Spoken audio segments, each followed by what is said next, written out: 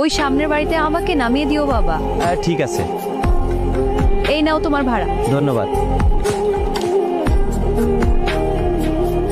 কি ব্যাপার ম্যাম, মনে হয় ব্যাগটা ভুল করে রেখে গেছে, যাই ব্যাগটা ফিরিয়ে দিয়ে আসি।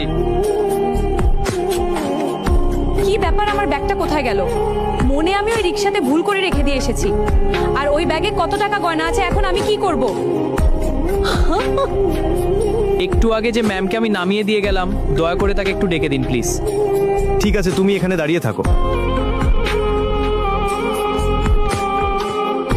ম্যাম, আপনি মনে হয় ভুল করে আপনার এই ব্যাগটা আমার রিক্সাতে রেখে গেছিলেন, তাই ফেরত দিতে আসলাম। তুমি কি জানো আমার এই ব্যাগের ভিতর কত টাকা গয়না আছে, আর তুমি এগুলো পেয়েও আমাকে ফেরত দিতে আসছো? সত্যি তুমি অনেক ভালো মনের মানুষ। এই টাকাগুলো তুমি নাও বাবা, আমি খুশি হয়ে তোমাকে দিলাম। ঠিক আছে ম্যাম, আমি আসি।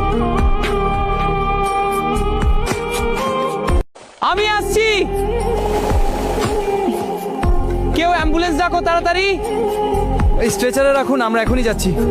সাবধানে নিয়ে যাবেন। আমরা তোমার চিকিৎসা করছি, চিন্তা করো না। ওষুধ দিচ্ছি, একটু অস্বস্তি হতে পারে।